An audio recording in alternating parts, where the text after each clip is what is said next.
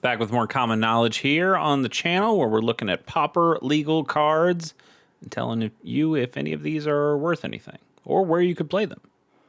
And it's also helpful for me because I haven't played a lot of these cards or seen a lot of them. I took a big break between, what was it? Lorwyn? Yeah, after Lorwyn.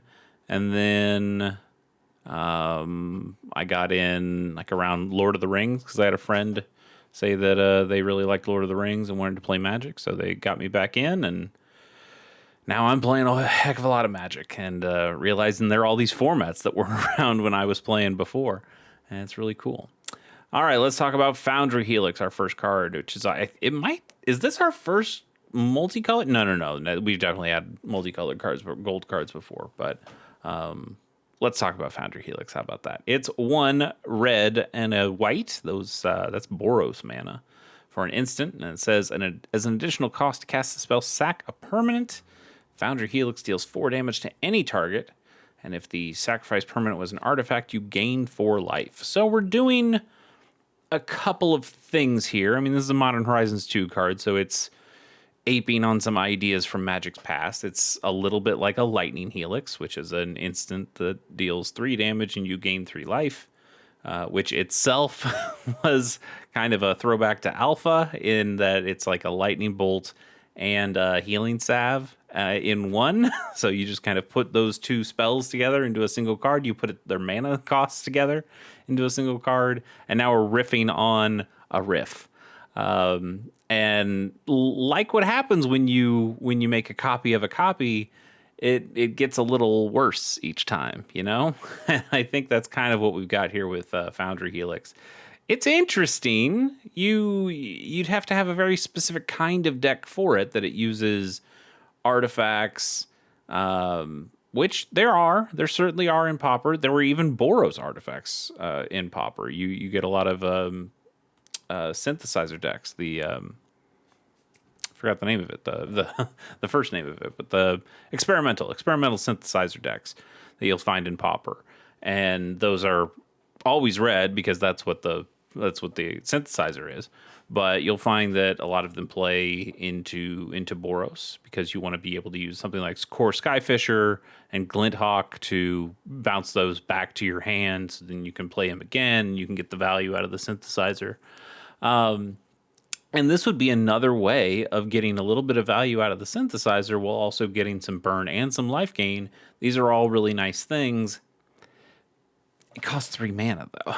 3 mana and the sack of the permanent, which, it can be a good thing to sack a permanent, but sometimes it's like, wow, I spent 3 mana and I burned a resource. And what did I get in return? Well, you got an 8-point life swing. That's not nothing.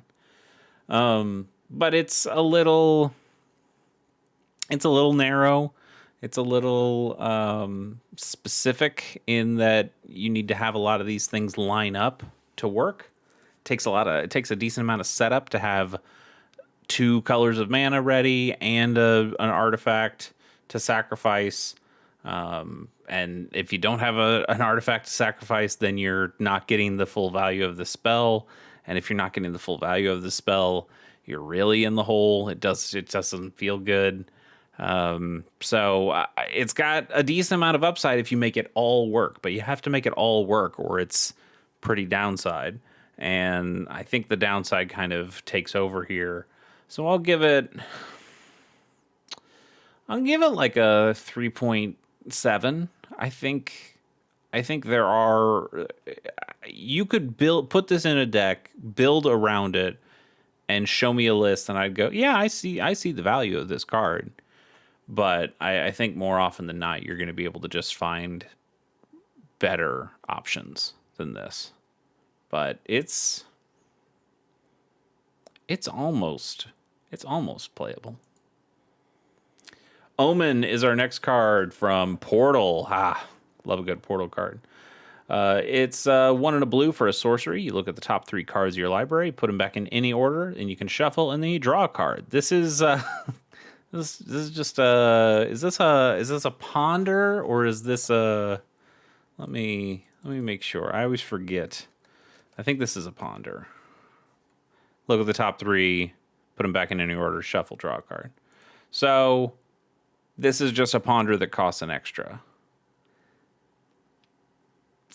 I guess it's copies 5 through 8 of ponder, but at that point you'd probably just play other one drop cantrips instead. You'd play your preordains, you'd play your brainstorms, you'd play your ops even, and you look at this and go, 2 mana is too much.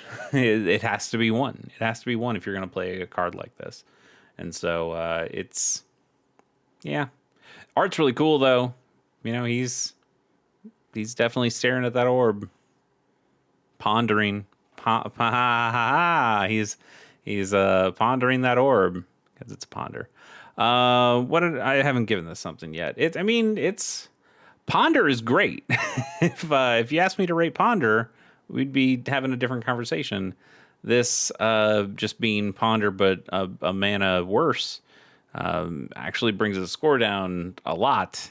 To let's give it a 4. I mean, this is still a good effect. It's just too costly, and you'd never play it unless you really like this Eric Peterson art, and I can't blame you if you do, because it is really cool art. Shepherd of Rot. All right. Is this a good Pauper card? I don't think it is. It's actually a pretty decent commander card. But let's talk about it. Shepherd of Rot is 1 and a black for a 1/1 zombie cleric, and it can tap to make each player lose 1 life for each zombie on the battlefield. Not just yours. If anybody else is playing a zombie, this also counts. That's probably why it's a little better in Commander. There's a lot of things that make random zombies, whether it's just tokens or a number of zombie decks that are relatively popular in Commander. And Shepherd of Rot makes a lot of sense there. You get one of those, what is it called? Whatever the card is that just makes 13 2/2 zombie tokens, and then you use a Shepherd of Rot, and everybody loses 13, including you. But you probably don't care at that point. You probably have ways of either gaining life or you've done more damage. And you know what? If you did 13 to the whole table, you'd just take that. That card is not available in Pauper though, whereas this one is.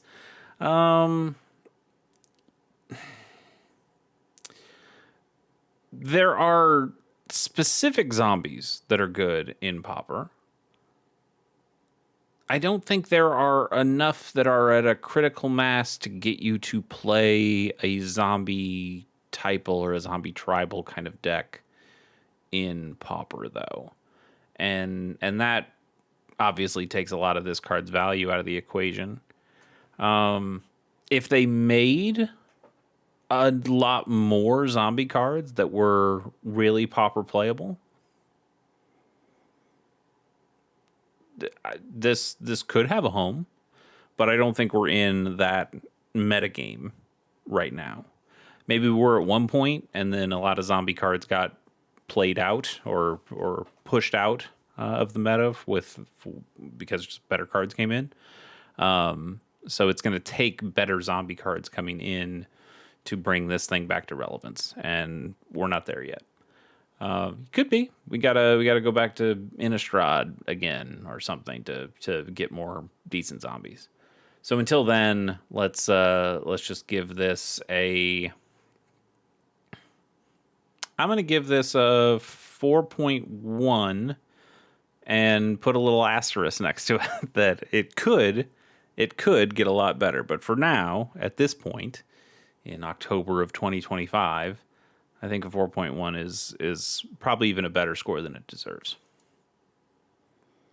Rampant Growth. Oh, what a card. What a card. I would say some of my favorite flavor text in a Magic card of all time right here. Nature grows solutions to its problems. It's good. You got the Great Wave kind of design here. I love this Rampant Growth. It's a good one. I think if you asked me my favorite one, I would go like 10th edition, which is the same art. But I just like the 10th edition set symbol. That's my boy right there. There are other good rampant growths too. I like this big sunflower one. That's pretty good. And then that Lord of the Rings one that we passed by. This one I think is also pretty good. I have a couple of these etched foil ones that look kind of nice, but generally they keep going back to this design because it's really good. It's just really good. And Rampant Growth itself is also a really good card in a lot of different formats. And when I started playing Pauper, I wondered why people weren't playing Rampant Growth more. And it sounds so weird to say, but Rampant Growth is not good enough in Pauper anymore. There's part of it is that there are a number of decks that focus more on non-basic lands. You've got things like the artifact dual lands that you want to play, or just the regular artifact lands in general because you're trying to play more affinity style things. You've got Urza Tron decks that need Urza lands, obviously. Even in the green decks where you'd go, well, that makes more sense for green decks, you're seeing elves, and elves can make their own mana. They don't need Rampant Growth in that instance. You see something like Jund Wildfire, and you have Cleansing Wildfire, which kind of just does Rampant Growth and draws you a card, and that's just way better. We've found ways of making cards work more efficiently than Rampant Growth, and isn't that kind of insane to say that Rampant Growth, a card that they won't put this in standard right now because like, wouldn't you think this would go in Foundations? Doesn't this feel like a foundational Magic card? But they won't put it into Foundations because it feels maybe a little too good for Standard. Isn't it weird that it's not good enough in Pauper when it's potentially too good for Standard? Wild to me that that's the case, but I think it is the case. There just really isn't a place anymore for Rampant Growth in the Pauper format. You got to go back to Commander for that. I don't even think this gets played in Modern. Almost assuredly, there's no place for it in Modern. Yeah, it's crazy. It's crazy that you don't put a Rampant Growth in your decks anymore. But still, one of my favorite cards of all time, just for how ubiquitous it is. I'm gonna give this a 4.9, which says this is just slightly worse than the average playable Pauper card, and it probably deserves a little lower than that, but I cannot bring myself to put Rampant Growth any lower than that. And it breaks my heart that it doesn't see more play in Pauper. I do love this card, though. Great card.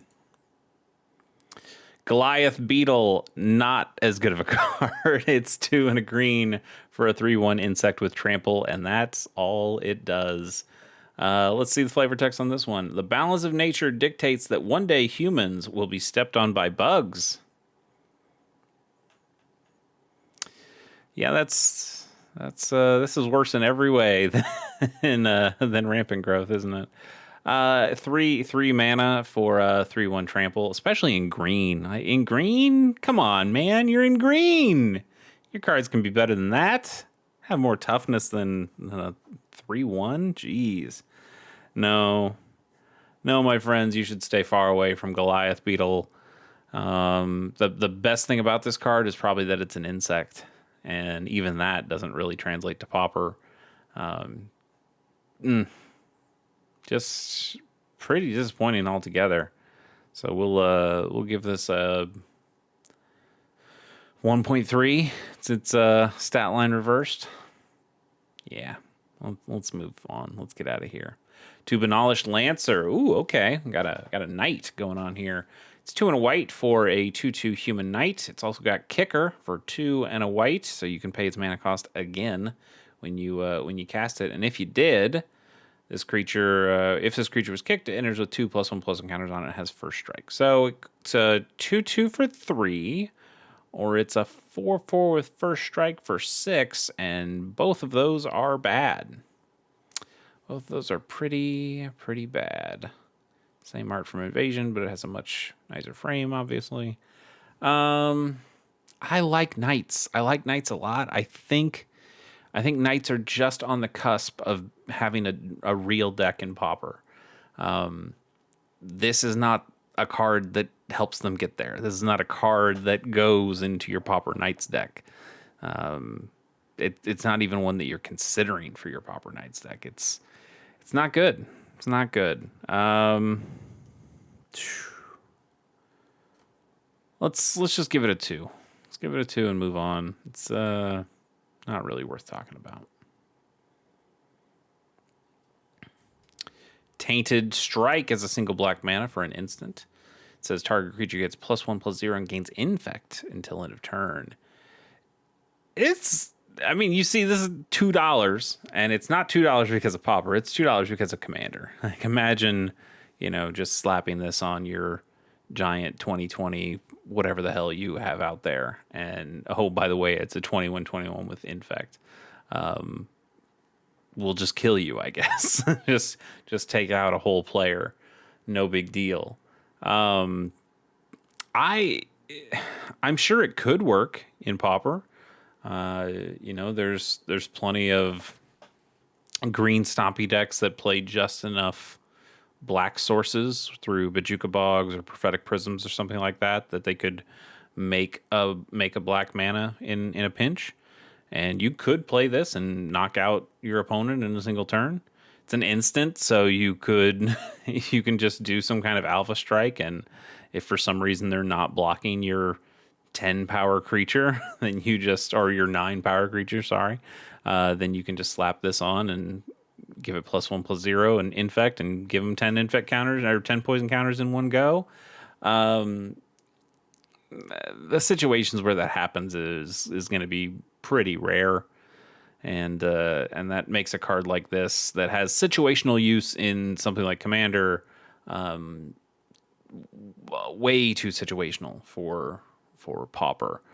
You'll find that there are a number of cards that would give, like black cards that are still 1 or 2 mana that give your creature lifelink, or give your creature a +1/+1 counter in lifelink, like Unexpected Fangs, or give you Death Touch and lifelink, like Toxin Analysis.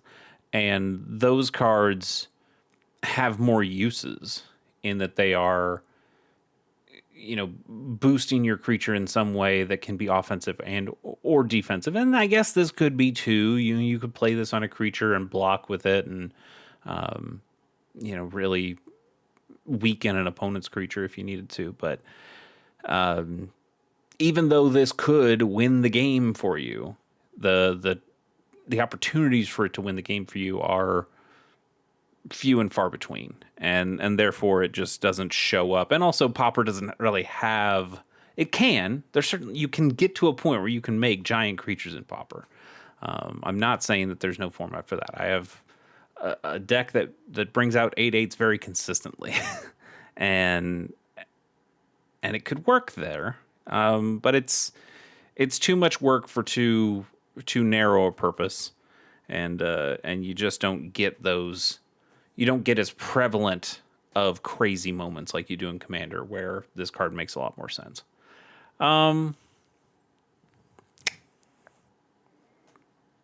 Let's give this a 3. I think a 3 sounds fair for it. Good card, could be playable, but it's not a staple by any means. Come on, there we go. Ice Flan is 4 and 2 blue for a 5/4 elemental ooze, and when this creature enters, you tap target artifact or creature an opponent controls, and you put a stun counter on it. It also has Island Cycling for 2, which means you can discard this card, search your library for an island, put it in your hand, and then shuffle. This is from Final Fantasy, and they've been doing this for a handful of the newer sets, the more modern sets here, where they have a a cycle of why was I struggling to find the word cycle? Because I was going to say a cycle of creatures that cycle for basic lands, and you saw this in Lord of the Rings, and those cards are all extremely popular in Pauper, from your Generous Ents to your Oliphants to your Trolls of Khazad-dûm to your Lorien Revealeds. The white one is okay. I forgot the Eagles of somewhere. They're all played in Pauper, but they also have their respective cycling costs for 1 instead of 2. And that was pretty powerful to have single mana cost. And the reasons that's powerful is because what you can do, what you often find in Pauper that you do, is you'll throw down a mana, and you throw down a land on turn 1. You wait for your opponent to do something on turn 1, and at the end of their turn, if we're looking at island cycling here, you use your Lorien Revealed to find another land. So it kind of works like another land in your deck. Like essentially, it's a land in your deck because you can just get it so easily and for such a little cost that it makes one land hands feel doable. But at the same time, you get those cards later in the game, and you have enough lands already. You don't need them, so you can play them as either the big creature or the big spell that's on the regular face of the card. And what you can also do is just it's a way for you to shuffle. I know in like a Tellurian Terror deck or basically any blue deck that uses islands, you play like a Brainstorm, and you have to put your 2 cards back from your hand on top of the library. What if you just put your worst cards that you don't want to draw, and then you use the Lorien Revealed to island cycle, and then you shuffle your library, so you just don't have to worry about seeing those cards. It's pretty good. It's pretty good. And when you make that cost 2, the utility of that goes way, way down.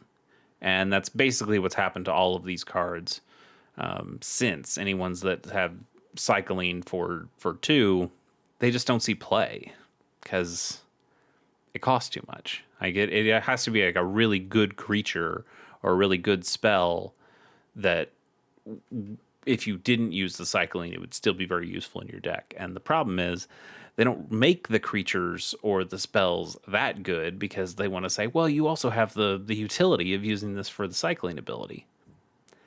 And you do, but it's a case of just, well, now I have 2 kind of underwhelming things I could do with this card instead of 1 really good thing I could do with a card. So you just don't play these. Like that's really the long and short of it here is that Ice Flan, despite being a cool Ice Flan elemental ooze, you just play your Lorien Revealeds and you go, that's enough. I'm good. And the score unfortunately has to take that into account. Let's look at his ability one more time. So when it enters, you tap an artifact or a creature an opponent controls, and you put a stun counter on it. That's not bad. That's really not that bad. You now getting a 5/4 for 6 mana that does that is not that great, but it is pretty decent utility, and I don't know. You got to give it a little credit for that. So I think we give this something like a high 3, like a 3.9, 3.8. Yeah, 3.8 seems fair. And then we go at it. I cannot remember if I already marked this card down or not. I'm going to say I didn't, and if I did, that means you get a bonus card. So this would be, I think, my 10th card, but we'll do a bonus card after this one as well. Or this next one, I mean, is my 10th card, but we'll do a bonus one as well. Or maybe the bonus one is just our 10th card, and I miscounted. Either way, you're getting one more after this. So let's see what Burst of Strength is. It's a single green mana for an instant. You put a +1/+1 counter on target creature, and you untap it. We've done this. We've done this, or we've done something that's the exact same text as this. I'm pretty sure we've done this exact card. So we will skip it and move on to... Uh-oh. Well, we were just talking about it, so I guess I can save some of my time. It's Brainstorm. This is one of the best Magic cards of all time, and certainly one of the best common cards of all time. Oh, buddy. Brainstorm. Hey, man, is this like a 10? Is this a 10? This might be our first 10. Brainstorm's so good. Let's tell you what it does first. You pay a blue mana. It's an instant. You draw 3 cards, and then you put 2 cards from your hand on top of your library in any order. And then, like I said, you could Island Cycle with Lorien Revealed and put those cards away. This goes in so many Pauper decks, from Tolarian Terror to Fairies to Cawgates to, like, are you playing Islands? You're probably playing Brainstorm, or at least considering Brainstorm to go in the deck. But oftentimes you're just playing Brainstorm, and you're probably playing 4 copies of it because it is almost assuredly the best card in your deck. This card is so good. It's so good that they've restricted it in Vintage, that they've banned it in Historic. It's incredible. It's an incredible card, and you know what? The Pauper is cheap. Like, a lot of the cards that we see are going to only cost you 15 cents or less. Even some of the really good cards cost you 15 cents or less. But even the one of the best, if not the best card in Pauper, you get it for like $1.29, $1.27. That's awesome. What's my favorite Brainstorm? It's wow, why does that one look like garbage? What? Somebody had to scan in some weird secret layer version. Well, that's almost the case. I would say my favorite one is the Mercadian Mask one, which is great. Although that has been somewhat supplanted in a slightly unfair way by the Mystery Booster 2 one, which is just the Mercadian Mask art, but in the Future Sight frame. Oh boy. I definitely had to get a copy of this for my my commander deck that uses a lot of Future Sight frames. Man, Brainstorm, hell of a card. They made this Final Fantasy version, which actually doesn't look too bad. We're gonna do it. We're gonna do it. It's a 10. It's a 10, man. What else could you want? It's Ancestral Recall. It's well, that's so good. It just draws you 3 cards. You play this in like any deck that uses like Sneaky Snacker, and you're definitely gonna draw the cards to get that back in. I mean, yeah, generally you're playing red cards that discard a card and draw 2 for Sneaky Snacker, because that gets you in the graveyard. But there are just so many potential uses for Brainstorm. It is generically a fantastically strong card. That's why it goes in so many decks, and that's why it's just one of the best cards of all time. It's Brainstorm. It's Brainstorm. Get yourself 4 copies of Brainstorm. It's worth it. You'll find a place for it, and then you'll want 4 more because you'll find another place for it. It goes in your commander decks. It goes in any deck, honestly. Any deck that's legal in, you probably should be playing Brainstorm, or at least considering it. Okay, even though this was a perfect 10, and it would feel like a really good one to end on, I did promise to do one more after this, so who knows? It's not as good as Brainstorm. Agyar Battleseer is 3, and Izzet, which is blue and red, for 3/4 Ogre Shaman with haste. You can tap it to scry 1.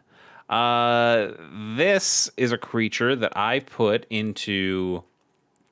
It's not a cube exactly. So I've got this deck of...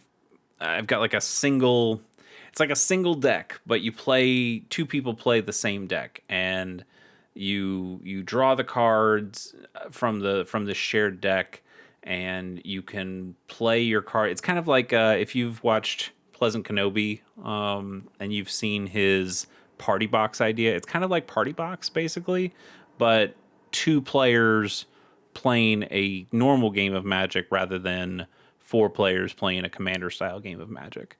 But the same idea is that you have a shared library.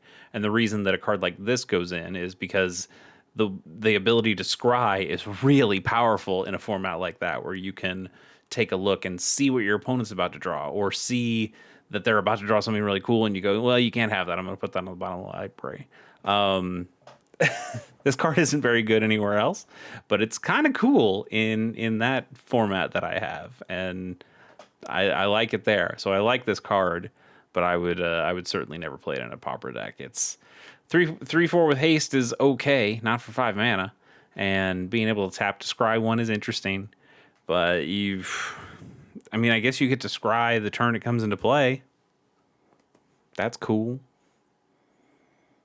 Nah. No, you're not playing this card, nor should you. It's like a 2.6, and man, but you know what? That's 10. This right here, that's a 10, baby. All right, thank you so much. We'll catch you next time, and what could be Brainstorm? I'm excited to find out. Let's let's see you next time, and maybe we will find out what's better than Brainstorm. Bye.